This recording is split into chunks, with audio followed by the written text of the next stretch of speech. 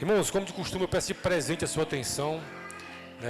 Se você conversou até agora, fala para o irmão que está do seu lado, pare de conversar comigo, eu quero prestar atenção na palavra. Prometo ser breve nessa noite.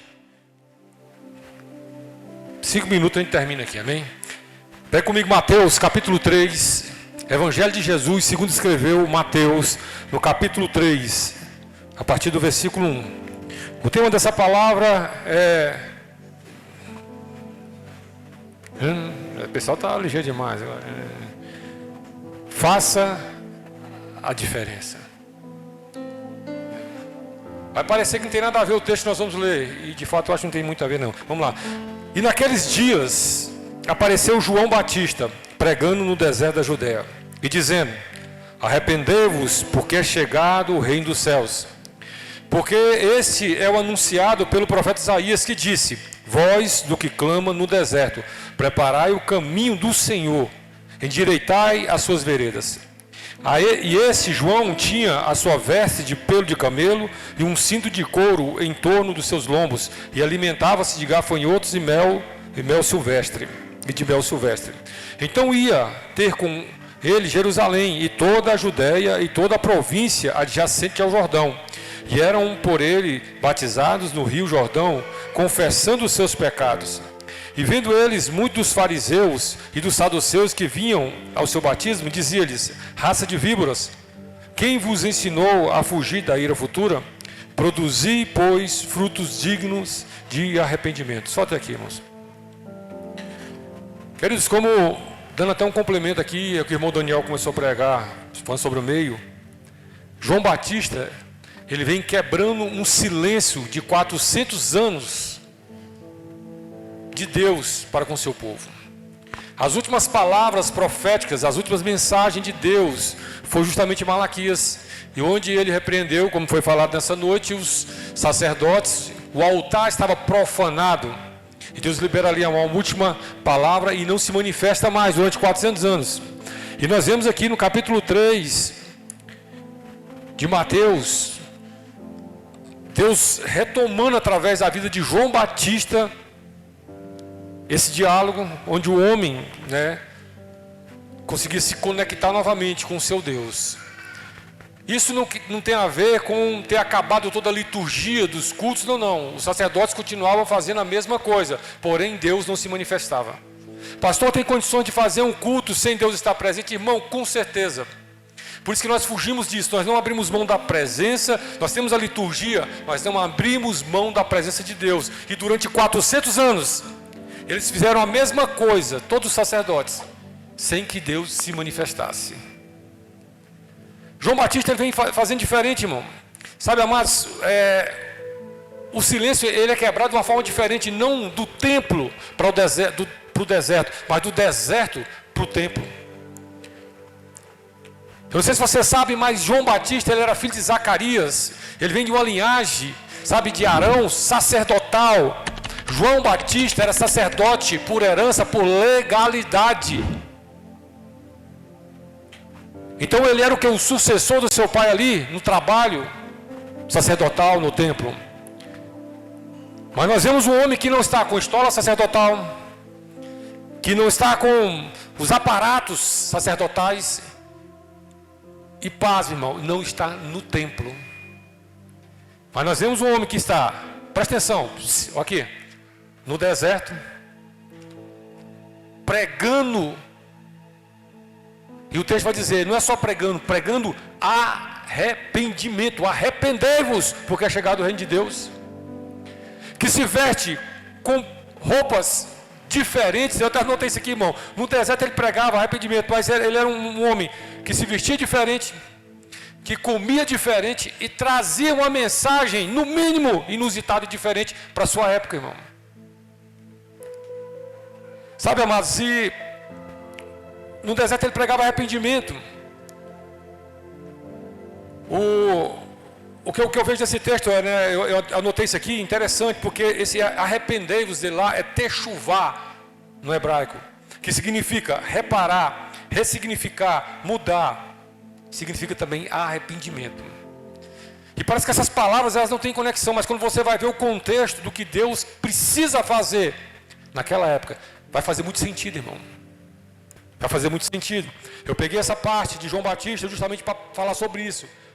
Alguém que tem coragem e ousadia na sua geração perversa, pecaminosa, profanada, ser diferente, irmão.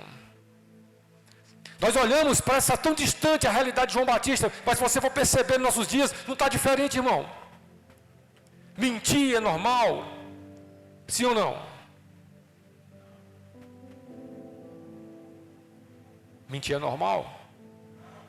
Parece que não, mas nós convivemos no meio que mentir é a coisa mais natural. Quando você não mente, você é diferente. Quando você não concorda com algumas coisas. Esses dias, eu não pode falar essas coisas não, como eu lembrei, já está gravando. Aleluia, você é do YouTube, um abraço para você. Mas, quando você se nega a concordar com algumas coisas que parece que é tão comum, eu vou fazer isso assim, assim, assim, e tal, tal. Falando, não, mano, isso é mentira. Não, mas todo mundo faz isso. Sabe, queridos, eu vejo na história de João Batista, ele vem não só fazendo diferente, mas desafiando pessoas a fazer diferente. Agora, uma coisa que fica clara aqui: só tem uma forma de nós mudarmos o cenário em que nós vivemos, através do Evangelho, irmão. O texto diz que ele pregava no deserto. Você lembra que nós recebemos essa mesma palavra para essa igreja aqui? Quando nós viemos para cá, foi uma gozação, todo mundo rindo, que eles vão para lá para o meio do mato. Aí Deus levantou um profeta e falou assim: vocês vão ter a mesma história de João Batista, vocês vão para o deserto. Mas se no deserto não faltar a palavra de Deus, você pode ter certeza de uma coisa, que não vai faltar gente. Porque vai vir do Jordão, vai vir da circunvizinhança, vai vir de Israel, vai vir de todos os arredores, para saber o que está acontecendo no deserto. Porque no deserto não tem nada, deserto é lugar de fome. Deserto é lugar de escassez, e de repente Deus decide se manifestar no deserto. Foi isso que aconteceu com João Batista. Só que João Batista aproveitava o ambiente que ele estava, irmãos, e não era uma mensagem comum, porque uma mensagem comum no deserto não atrai ninguém, porque o ambiente não é favorável, não tem ar-condicionado, não tinha onde sentar, e o cancão piava, irmão. A homilética era sincera, como disse meus amigos do rap, o papo era reto: arrependei-vos. Tem 400 anos que Deus não se manifesta a nós. Não é Deus que precisa mudar, nós precisamos mudar para que Deus venha de novo, para que Deus fale de novo, para que Deus se manifeste de novo. Queridos, esse é o clamor da igreja. Você sabe o que é que muda uma geração? Não é política, não é nada, é a igreja se manifestando e clamando a Deus: Deus, vem. Porque quando Deus vem, irmão, quando Deus vem no lugar, existe uma sensação de arrependimento gerada em nós. E vou te falar uma coisa: arrependimento, ele não tem como ser forjado, irmão.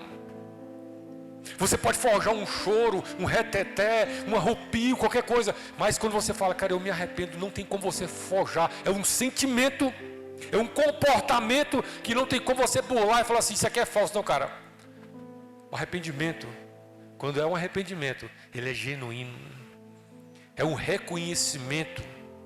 Sabe, irmãos, o que significa techuvar, né? Eu falei para vocês reparar, significar mudar. Então, por que esse tema está aqui? Faça a diferença. Chega de repetir as mesmas coisas. Era 400 anos de mesmice, a mesma repetição. Sabe, queridos, está na hora de reparar. Usando o texto aqui, João decidiu fazer diferente, irmão. Não seguir os ritos sacerdotais tradicionais. Sabe, com certeza foi muito criticado. Por isso que o texto diz, eu fiz questão de ler, onde entra a parte dos saduceus, dos fariseus, que eram os religiosos da época. E o povo ia ali, e o povo, sabe, se constrangia com a palavra, se quebrantava com a palavra. E o texto diz que se arrependia e eram batizados por João Batista.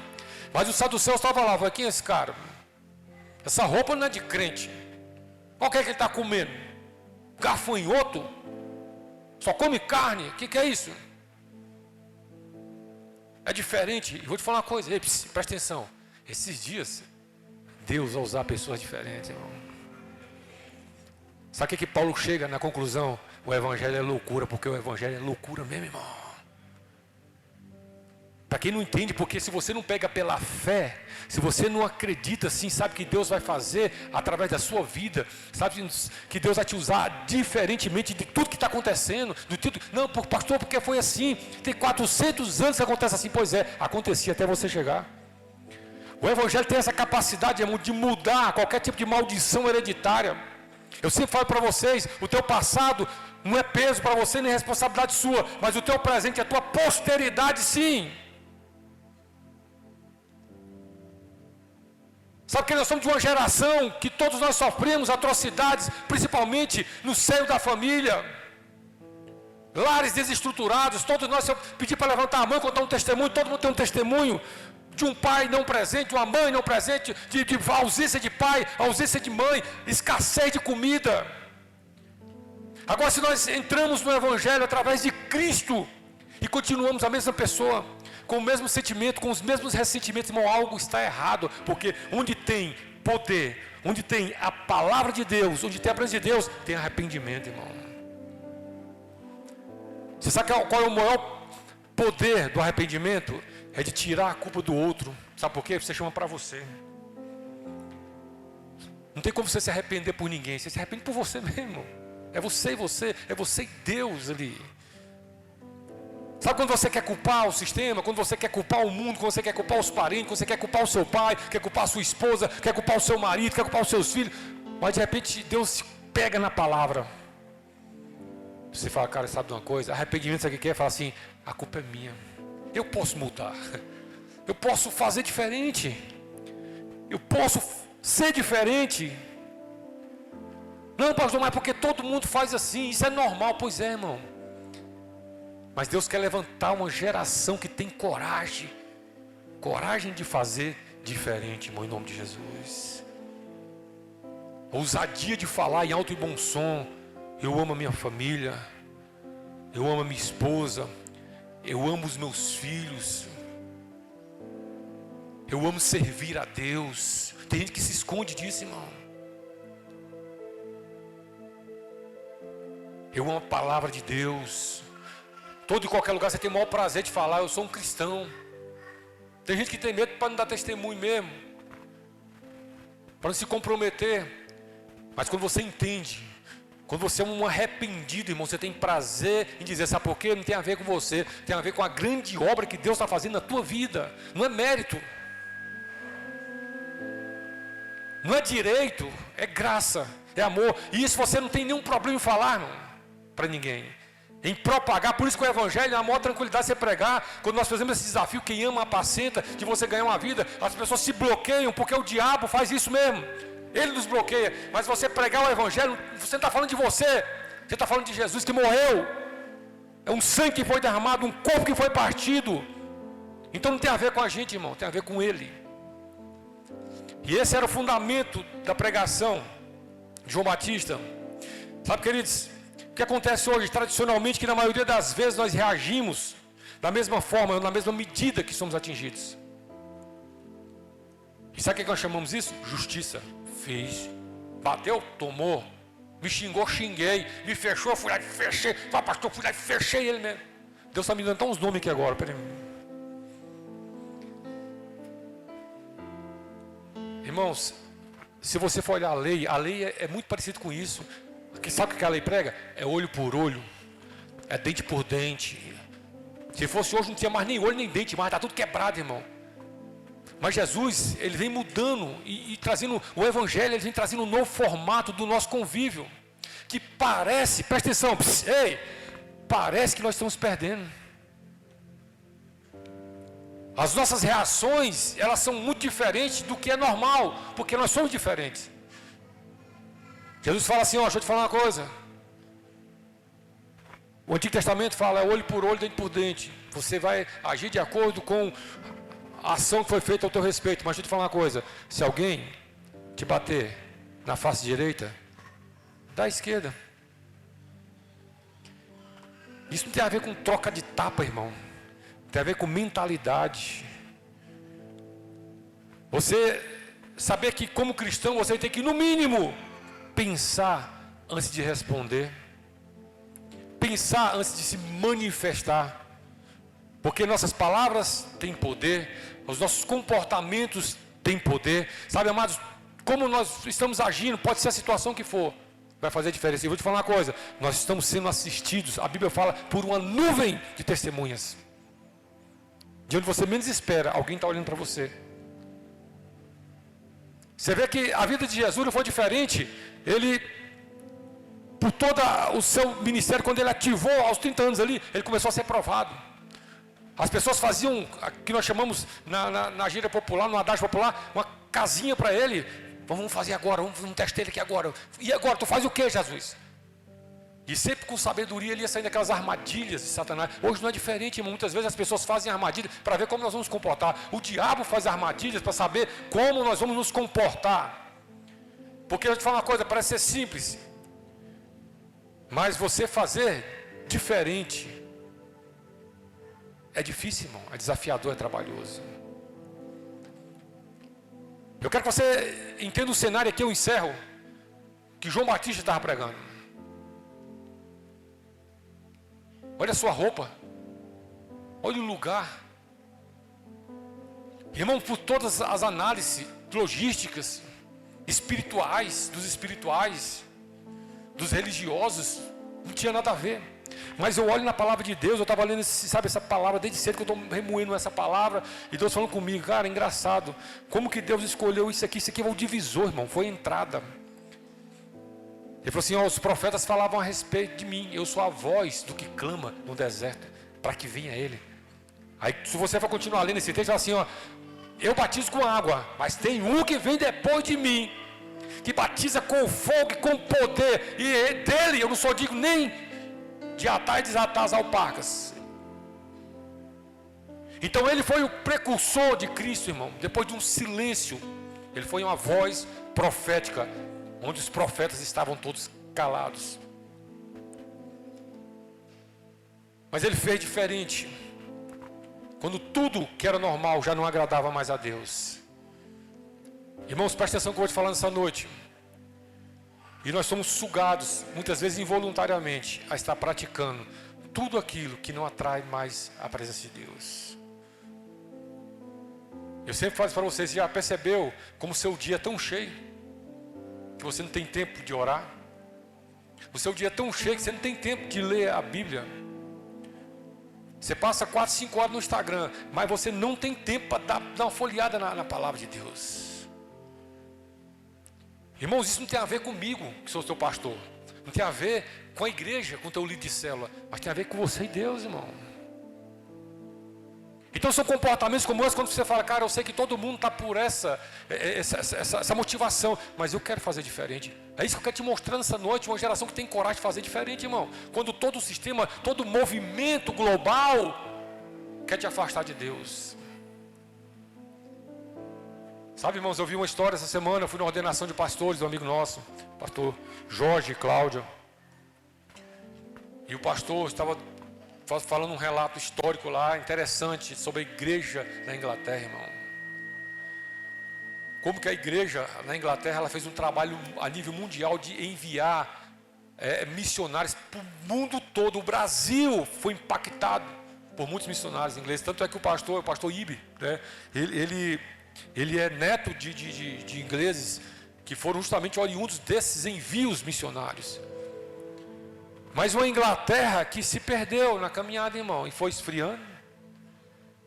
E ele fala, começou a ficar o movimento que está querendo se introduzir no Brasil, mas em nome de Jesus já caiu por terra, que é os desigrejados. Não precisa de igreja não, aí começa a afastar. Aí você já não precisa mais de ler a Bíblia, não, que a Bíblia está aqui. Né? Aí a Bíblia está aqui no meu celular, eu tenho um aplicativo. Tem no aplicativo, mas deixa eu te falar uma coisa, eu quero ver, presta atenção nisso aqui, está filmando, filma mesmo aí. Aqui ó, eu quero ver você está aqui abrindo aqui, lendo sua Bíblia de papel. E você recebeu uma mensagem do WhatsApp aqui, irmão. Só se for o capeta que vai colocar. Mas aqui, você está aqui, ó. Aí você recebe e-mail, você recebe mensagem do Instagram, você recebe o WhatsApp, você recebe tudo que encontra, irmão. É o banco que está te cobrando, é o Pix que está recebendo. Irmão, você recebeu um Pix, você larga Jesus na hora. Você está lendo a Bíblia e Pix entrou. Falou assim, meu Deus, eu não quero, eu tenho que ver. Já era, irmão. Você está entendendo? Ah, pastor, você é contra a tecnologia? Não, cara. Quando você não tem o que fazer, ou não tem como, beleza, irmão, é muito bem-vindo. Celulazinho, aplicativo, tal. Mas te falar uma coisa, cara, não abandona isso não, irmão. Isso não é de Deus. Estava até brincando com o Léo, hoje tem letra, a minha Bíblia é letra jumbo. Não tem vergonha de falar, mas compra a letra jumbo, mas vou ler a Bíblia. E nós temos perdido esse hábito, aí escoramos isso, não, já não ando mais com Bíblia, pastor, porque eu agora sou o cara do celular, ando com o celularzinho aqui, porque eu abro meu celular aqui. Pois é, irmão, estou te falando de bons hábitos. E nós não percebemos, mas somos roubados. Aí você pensa que não, mas a Bíblia fala que a palavra é o nosso alimento, sim ou não? É o nosso alimento. Você deixou de comer, você vai ficando desnudo. Está magrinho, irmão, espiritualmente. Pastor, não sei o que foi, estou fraco. Não sabe o que foi? Irmão, olha o tanto de tempo que você não come, olha o tanto de tempo que você não se alimenta. Só vem aqui no domingo pegar um pouquinho de migalhazinha. Não é suficiente não, irmão. Uma geração fazer diferente. Ele tem que ser diferente, queridos. Amém, irmãos? Tem que ser diferente. Então fazer diferente é um grande desafio. Sabe, nós somos treinados, sabe para quê, irmão? Para nunca ceder. Olha o que eu notei aqui, mas isso aqui é forte, irmão.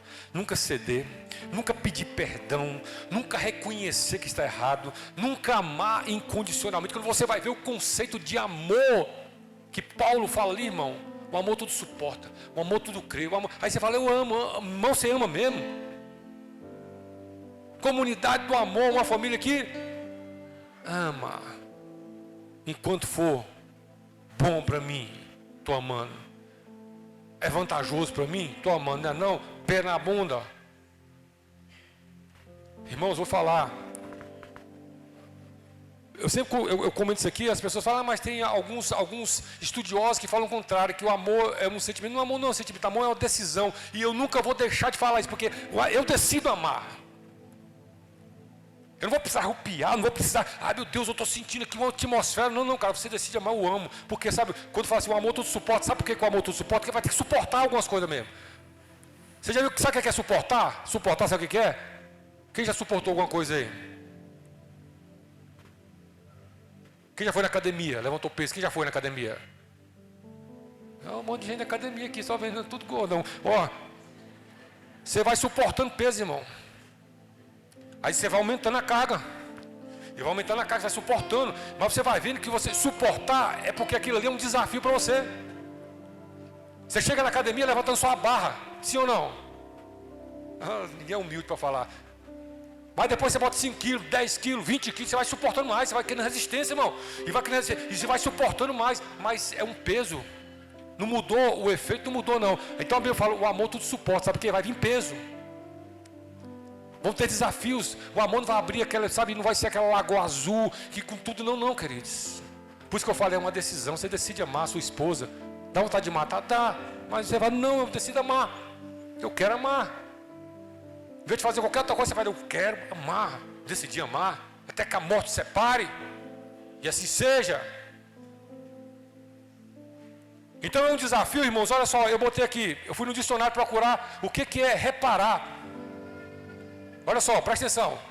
Reparar é remendar, refazer, recompor, consertar, arranjar, reformar, restaurar, ver, cuidar, importar-se.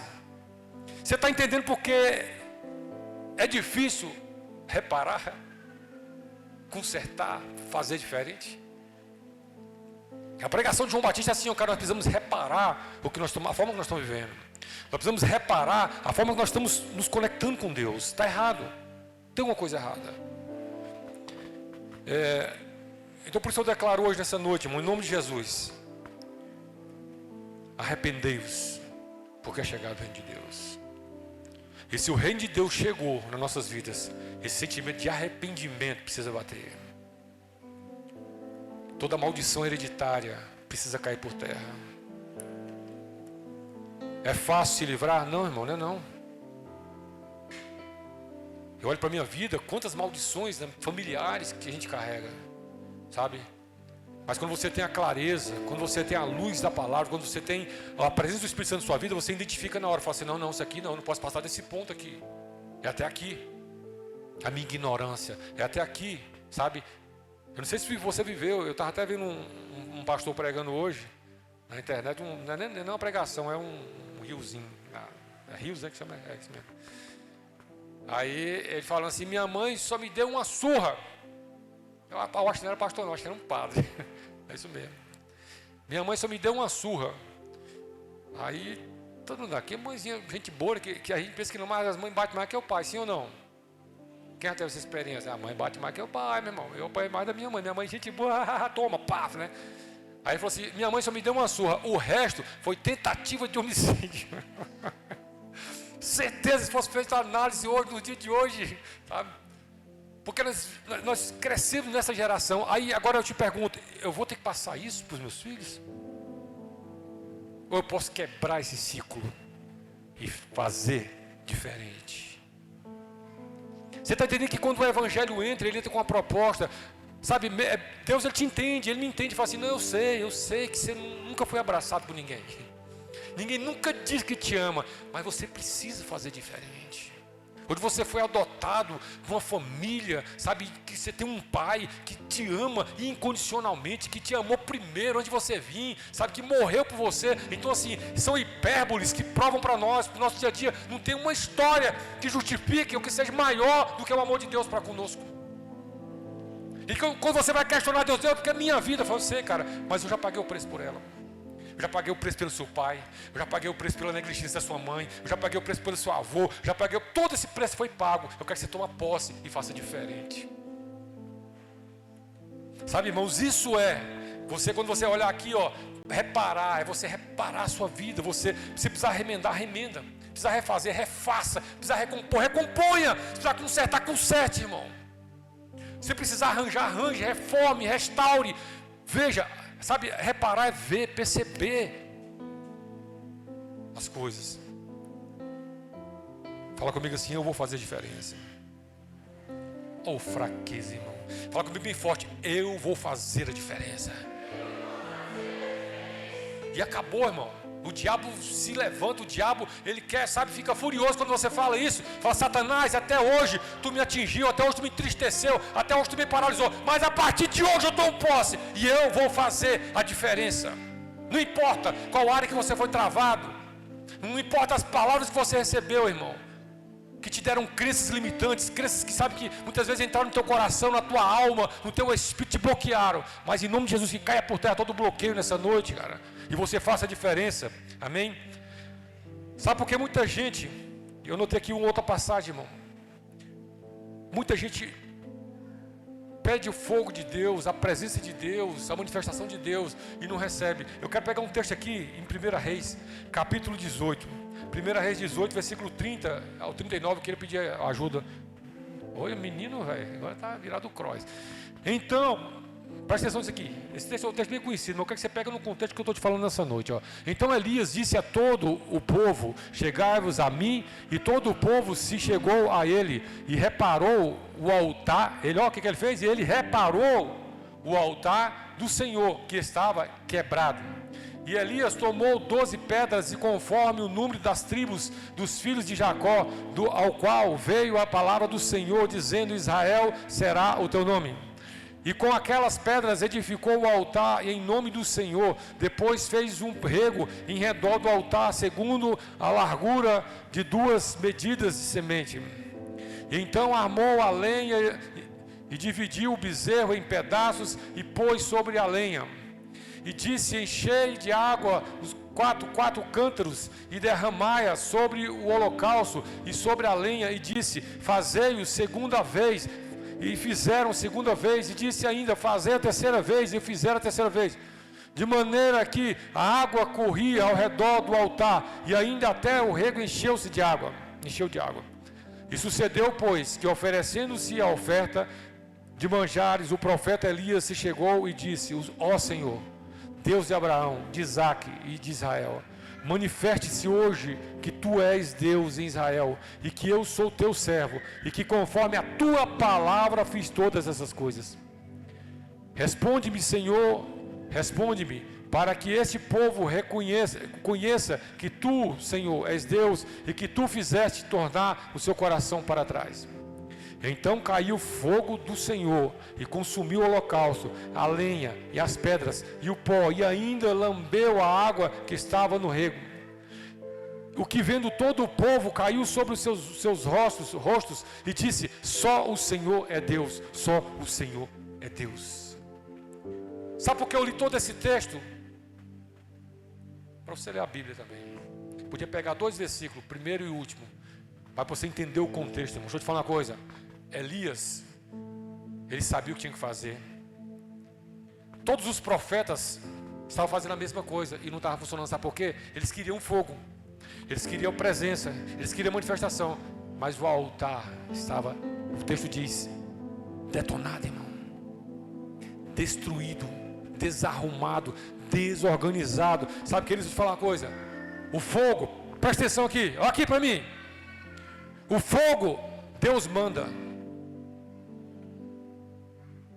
O fogo, Deus manda. Mas o altar é nós que temos que consertar, irmão.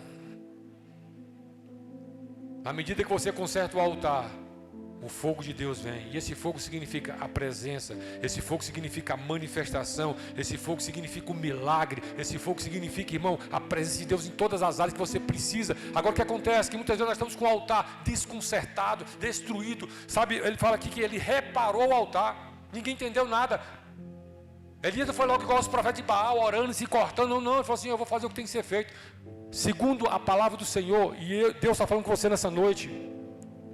Conserta o altar que o fogo vai vir.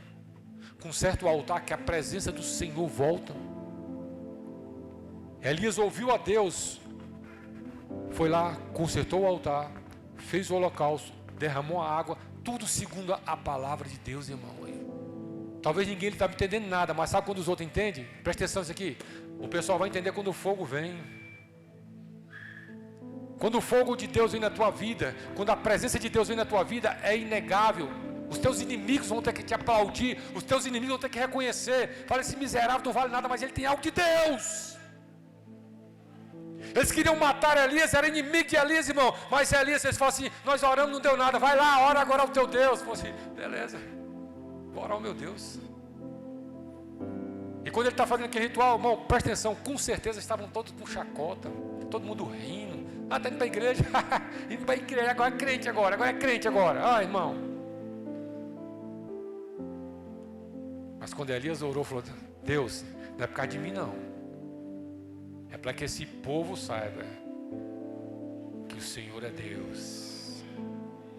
Vem agora, se manifesta agora, que venha o teu fogo, irmão. E não veio só, veio lambendo. O texto é veio lambendo, irmão. Sabe, ele falou assim: para falar que é fogo de Deus, eu vou botar água, e muita água. E bota uma vez, bota duas. E Deus falou: bota três. Deus está molhado, mas bota água. Que eu quero falar, quando eu vim, eu vou vir fervendo. Eu vou vir com fogo, com intensidade. Sabe, quando Deus derramar, irmão, você sabe qual é a nossa parte? É consertar o altar, irmão. E deixa o resto com Ele. A gente quer fazer o que Deus tem que fazer. A gente quer forjar o fogo. A gente, nós não vamos conseguir fazer isso, cara. Nós somos consertadores, reparadores de altar, irmão. A diferença que nós fazemos é essa: é quando nós reparamos o altar, quando todo mundo está com o altar destruído e quer a presença e quer a manifestação. Mas nós não fazemos diferente. O que nós fazemos? Consertamos o altar que ninguém valoriza mais. Mas nós priorizamos, sabe o que? Os princípios de Deus, a palavra de Deus, os valores, o caráter de Deus. E isso atrai a presença e o fogo de Deus para nossas vidas, irmão.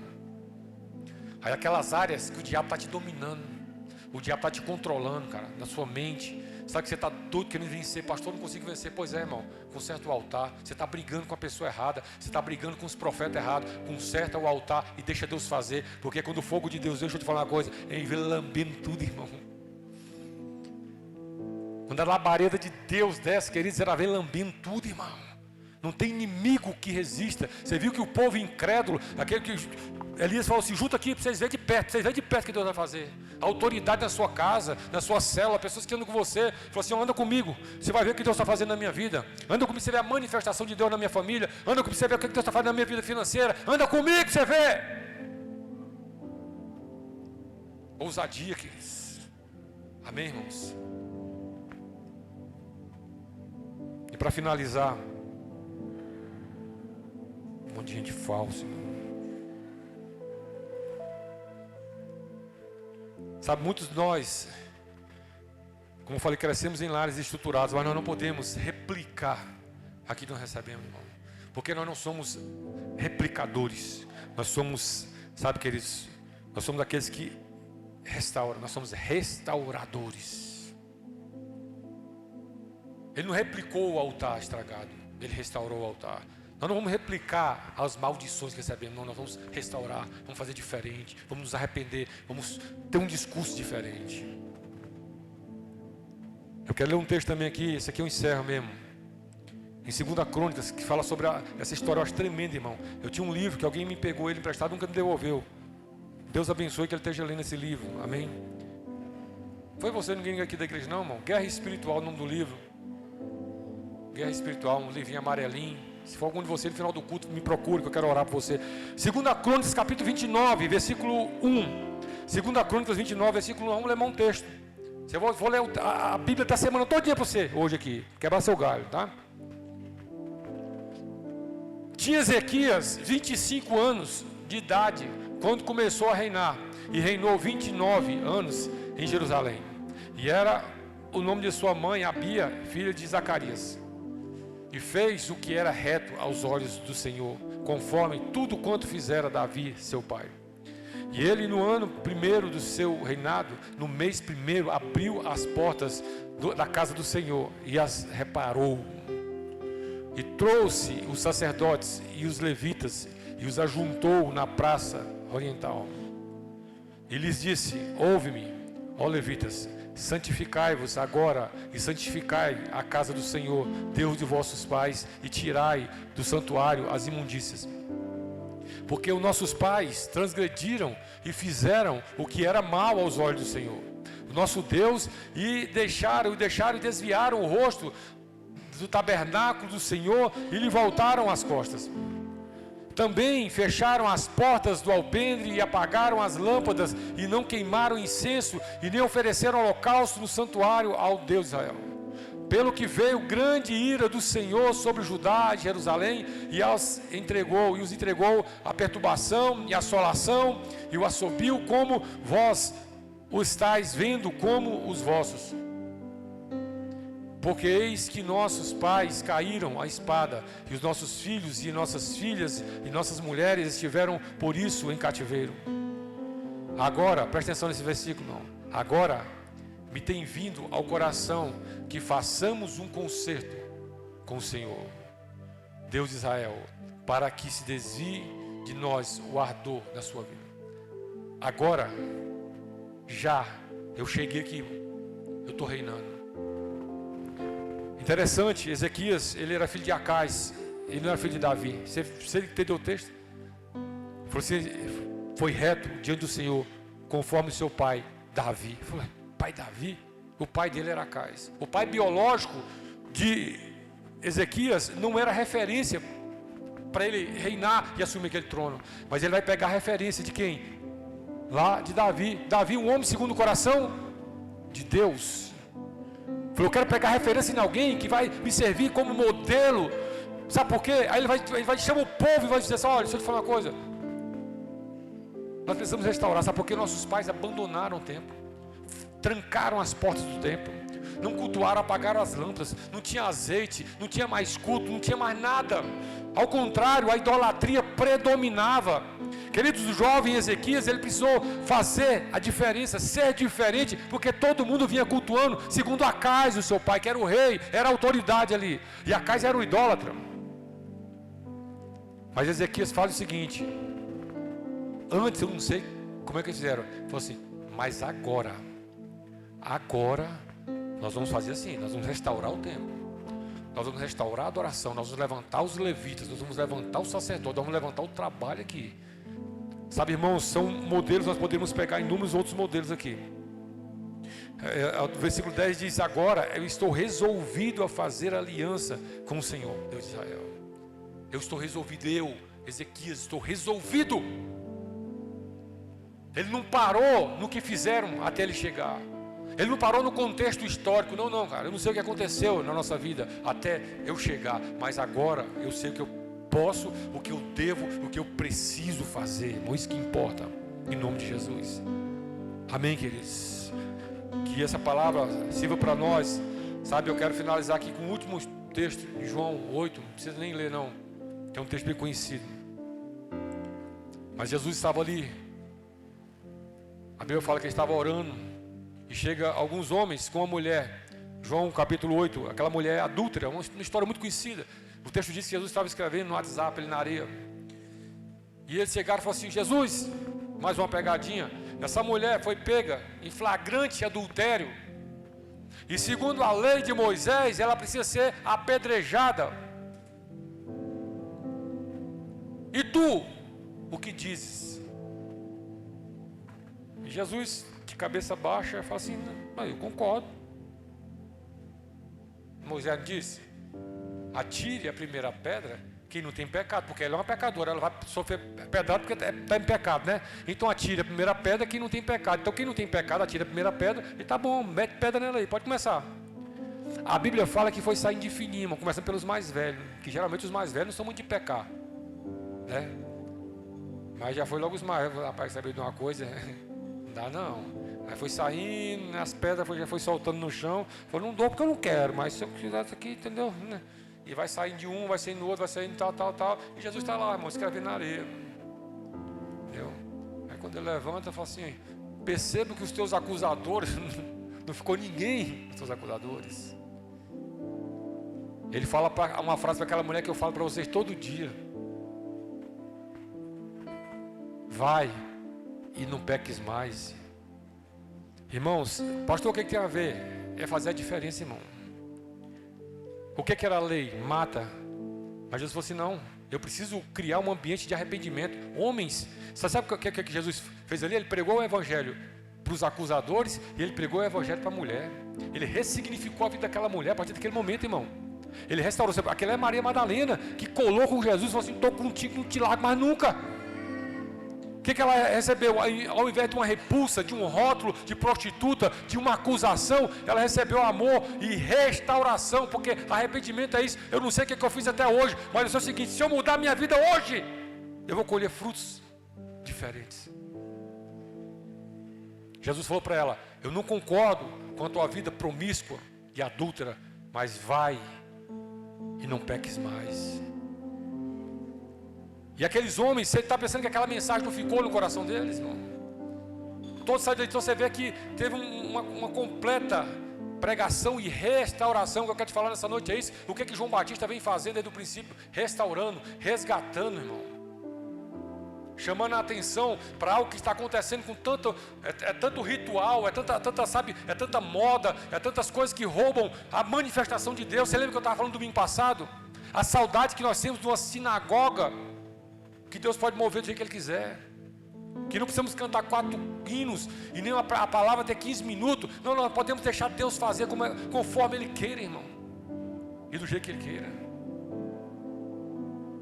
Então aqueles homens saíram dali, irmãos, sabe?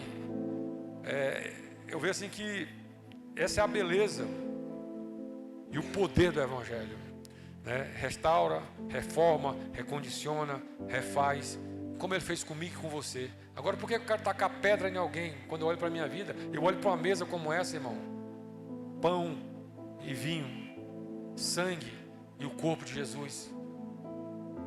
Não é a mesa dos dignos. Eu sempre falo isso para vocês, parece ser uma heresia isso, mas aqui é a mesa dos indignos.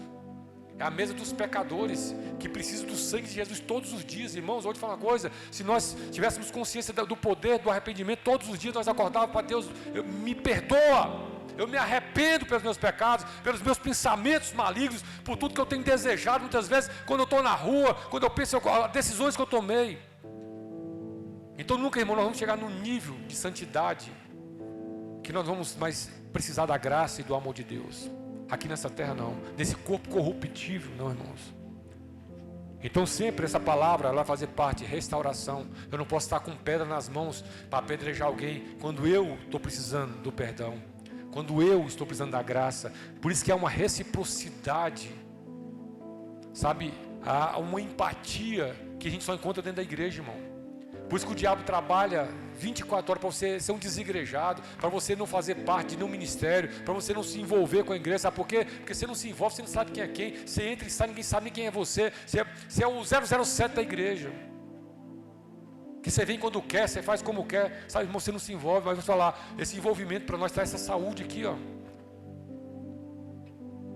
De um para com os outros, não é com pedra nas mãos, mas é com abraço, muitas vezes, com a palavra de Deus, uma palavra que confronta, muitas vezes confronta, faz parte do processo, mas também transforma, também restaura, em nome de Jesus, amém? Glória a Deus. Quando você recebe essa palavra no seu coração, então fique de pé, vamos orar.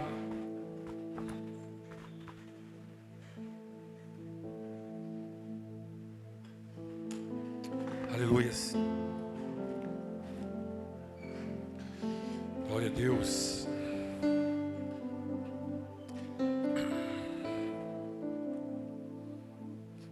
Queria que você falasse bem forte comigo assim. Eu não vou replicar.